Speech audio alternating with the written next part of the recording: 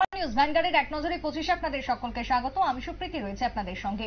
NLFT এবং ATTF এর জন্য 250 কোটি টাকা আর্থিক চুক্তি কেন্দ্রীয় রাজ্য এনএলএফটি ও এটিটিএফ প্রতিনিধিদের উপস্থিতিতে চুক্তি স্বাক্ষর। ত্রিপুরার জন্য এটি ঐতিহাসিক মুহূর্ত বললেন মুখ্যমন্ত্রী।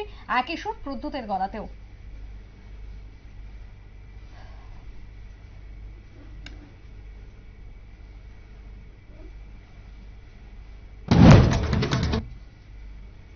বন্যায় বিপর্যস্ত মানুষদের ক্ষতিপূরণ, ধলাই নদীর বাঁধ সংস্কার এবং নদী ভাঙন রোধের জন্য চাঁদফা দাবিতে বুধবার কমলপুর মহকুমা শাসকের কাছে ডেপুটেশন দিল কমলপুর প্রদেশ কংগ্রেস। উপস্থিত ছিলেন ধলাই জেলা কংগ্রেসের সভাপতি অনিল চন্দ্র দাস, কমলপুর ব্লক কংগ্রেসের সভাপতি দেবব্রত মালাকার সহ অন্যান্যরা।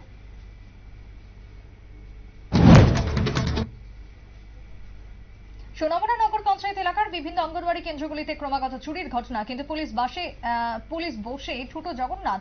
অভিযোগ বুধবার সোনামুড়া মহকুমা শাসকের দপ্তরে ডেপুটেশন দিলেন সোনামুড়া নগর অঙ্গনওয়াড়ি কর্মীরা। অভিযোগ, বিগত কিছু মাস ধরে নগর পঞ্চায়েত এলাকার বিভিন্ন ওয়ার্ডে প্রায় 5টি অঙ্গনওয়াড়ি সেন্টারে চোরেদের তাণ্ডবে চুরি হয়ে গেছে শিশু প্রসূতি মায়েদের জন্য রাখা খাদ্য সামগ্রী, রান্নার গ্যাস সিলিন্ডার। ফলে শিশু প্রসূতি মায়েদের খাবার সরবরাহ করতে পারছেন না তারা। এই বিষয়ে দ্রুত পদক্ষেপ গ্রহণ করা যেতে হয়, এদিন তার অনুরোধ জানান কর্মীরা।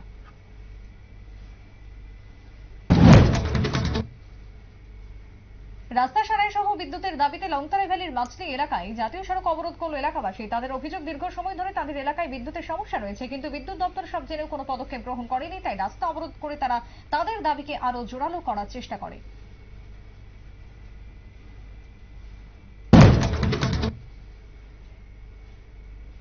সিমনা বিধানসভার ব্রহ্মকুণ্ড গ্রাম পঞ্চায়েতের মতই গ্রামের এক মহিলাকে খুন করার চেষ্টা। অভিযোগ, বুধবার সকালে এক অপরিচিত যুবক ওই মহিলার উপর ছুরি নিয়ে চড়া হয়। এরপর তার গলা থেকে সোনার চেন ছিনিয়ে নিয়ে মহিলাকে এলোপাথারি ছুরি দিয়ে আঘাত করতে থাকে। রক্তাক্ত অবস্থায় মহিলা চিৎকার শুরু করলে এলাকাবাসীরা মহিলাকে কাতলামারা প্রাথমিক স্বাস্থ্য কেন্দ্রে নিয়ে যায়। পরে তাকে জিপিতে রেফার করা হয়। ঘটনার তদন্ত করছে পুলিশ।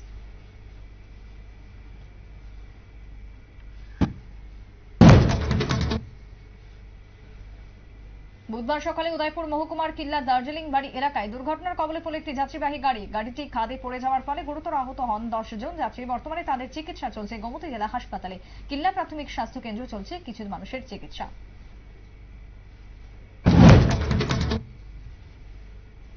বসছে না প্রধান বিচারপতির বেঞ্চ।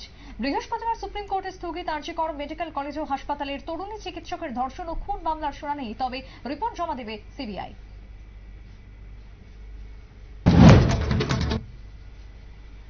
চিকিৎসকদের নিরাপত্তা সুনিশ্চিত করতে প্রত্যেক রাজ্যকে চিঠি পাঠালেন কেন্দ্রীয় স্বাস্থ্য সচিব অপূর্ব চন্দ্র। সেই চিঠিতে রয়েছে একগুচ্ছ নির্দেশিকা। আগামী 10 সেপ্টেম্বরের মধ্যে প্রত্যেক রাজ্য এবং কেন্দ্রশাসিত অঞ্চলগুলোকে এই নির্দেশিকা মেনে নিতে হবে বলে উল্লেখ করা হয়েছে চিঠিতে।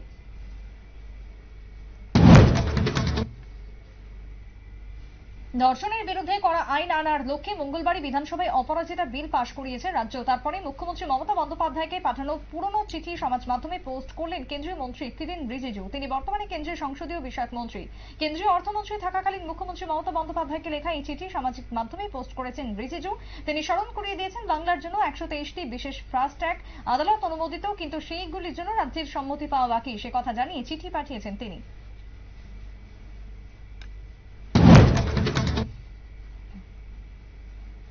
আরজি কর কাণ্ডের আবহে যখন শহরে সর্বত্র চলছে প্রতিবাদ বিক্ষোভ আন্দোলন, তখন কলকাতারই এক বিলাসবহুল হোটেলে উঠল শ্লীলতাহানির অভিযোগ। মঙ্গলবার রাতে এই ঘটনা ঘটেছে বাইপাসের ধারের একটি হোটেলে। যিনি অভিযোগ করেছেন তিনি একজন গানের শিল্পী। পুলিশ অভিযুক্ত দুজনকে গ্রেপ্তার করেছে।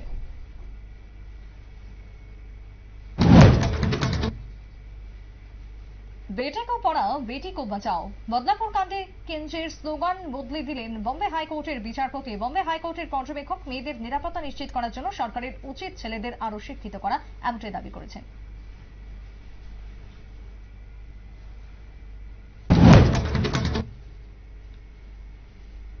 বাংলার মতন কঠোর ধর্ষণ বিরোধী আইন আনা হোক মহারাষ্ট্রেও, এবার দাবি তুললেন মহাবিকাশ আঘাবাড়ির নেতা শরদ পাওয়ার। এনসিপির পাওয়ার শিবিরের সুপ্রিমো শরদ বলেছেন, বাংলার মতো কঠোর আইনের প্রয়োজন মহারাষ্ট্রেও।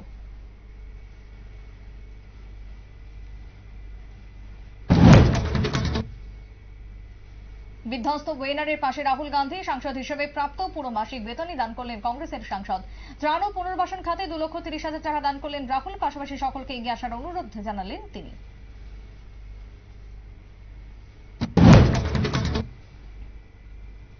দুদিনের ব্রুনেই সফরের শেষে এবার সিঙ্গাপুরে পৌঁছালেন প্রধানমন্ত্রী নরেন্দ্র মোদী। সিঙ্গাপুরের নতুন প্রধানমন্ত্রী লরেন্স এবং ভারতীয় বংশোদ্ভূত প্রেসিডেন্ট থারমান শঙ্কু গড়ত্তামের সঙ্গে দ্বিপাক্ষিক বৈঠক করবেন তিনি। বুধবার সুলতান হাজি হাসান আল বালকিহারের সঙ্গে সাক্ষাৎ করলেন নরেন্দ্র মোদী।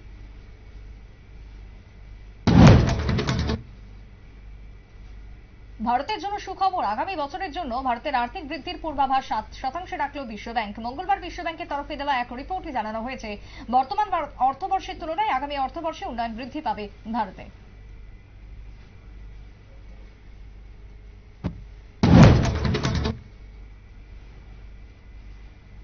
ফৌজদারি মামলায় অভিযুক্তদের বাড়ি বুলডোজার দিয়ে ভাঙার নীতির সুপ্রিম কোর্টে সমালোচনা করার বিড়ম্বনায় পড়েছে উত্তরপ্রদেশ সরকার। এই আবহে বুধবার মুখ্যমন্ত্রী যোগী আদিত্যনাথকে নিশানা করলেন সমাজবাদী পার্টির প্রধান অখিলেশ যাদব। সোমবার তিনি বললেন, 2027 সালের বিধানসভা ভোটের পর সমস্ত বুলডোজারের মুখ গোরখপুরের দিকে ঘুরে যাবে।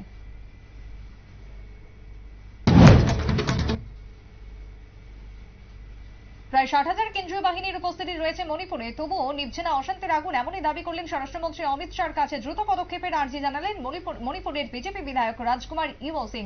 তার অভিযোগ, মণিপুরে অশান্তি গুরুতর। 15 থেকে 16 মাস পরেও ফের অশান্তি বা শান্তি ফেরাতে পারেনি কেন্দ্রীয় সরকার, কেন্দ্রীয় বাহিনী। তাই এবার তাদের সরিয়ে নিরাপত্তা ফেরানোর দায়িত্ব দেওয়া হোক মণিপুর প্রশাসনকে।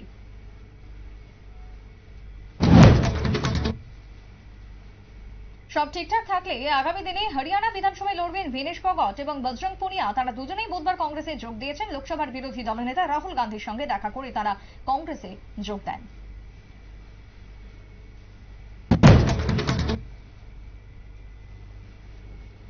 কর্তব্যে গাফিলতির অভিযোগ, তার জেরে শাসক কিম জং উনের নির্দেশে উত্তর কোরিয়ায় প্রায় 30 জন সরকারি কর্মীকে হত্যা করা হলো, এমনটাই রিপোর্ট প্রকাশিত হয়েছে প্রতিবেশী রাষ্ট্র দক্ষিণ কোরিয়ার কয়েকটি সংবাদ মাধ্যমে। তাতে বলা হয়েছে, সরকারি কাজে গাফিলতির অভিযোগে কিম ওই নির্দেশ দিয়েছেন।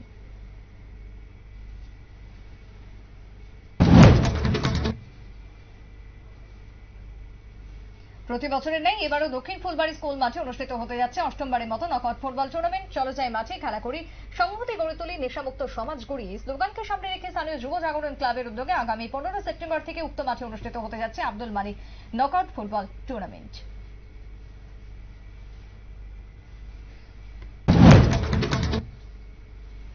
টিম ইন্ডিয়া এখন অতীত। আইপিএল এর সংসারে নতুন ভাবে প্রত্যাবর্তন হচ্ছে রাহুল দ্রাবিড়ের। ফের রাজস্থান রয়্যালসের কোচের পদে ফিরছেন মিস্টার ডিপেন্ডেবল। সূত্রের খবর, রাজস্থানের ফ্র্যাঞ্চাইজির সঙ্গে চুক্তি চূড়ান্ত করে ফেলেছেন দ্রাবিড়। আগামী মৌসুমে সঞ্জু স্যামসনের হেড স্যারের পদে তিনিই বসবেন।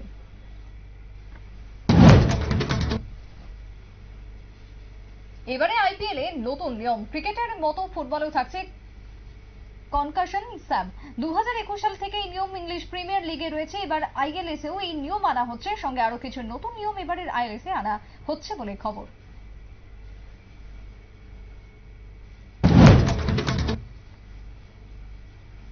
ঘরের মাঠে বাংলাদেশের কাছে 0-2 ব্যবধানে টেস্ট সিরিজ হেরে বিপদে পাকিস্তান। বিশ্ব টেস্ট চ্যাম্পিয়নশিপের ফাইনালে ওঠার সম্ভাবনা কঠিন করে ফেললেন শান মাসুদ, বাবর আজমেরা। দুটি টেস্টে জিতলেই 6 পয়েন্ট, পেনাল্টি না হলে 3 নম্বরে থাকতে পারতেন তারা, কিন্তু বর্তমানে পয়েন্ট তালিকায় 8 নম্বরে নেমে গিয়েছেন মাসুদরা।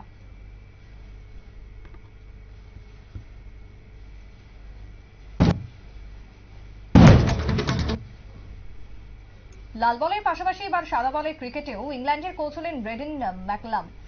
ইংল্যান্ডের ক্রিকেট বোর্ডের সাথে নতুন চুক্তি সই করে নিউজিল্যান্ডের প্রাক্তন অধিনায়ক। তিনি চুক্তি অনুযায়ী জানালেন, 2027 সাল পর্যন্ত ইংল্যান্ডের দায়িত্বেই থাকবেন ম্যাকলাম।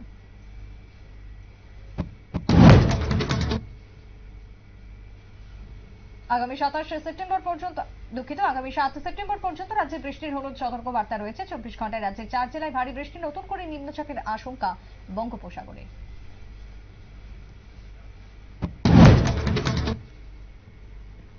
এখনকার মতো এক নজরে 25 পর্যন্ত পরবর্তী নিউজ আপডেট দেখার জন্য চোখ রাখবেন শুধুমাত্র নিউজ ভ্যানগার্ডের পর্দায়। নমস্কার।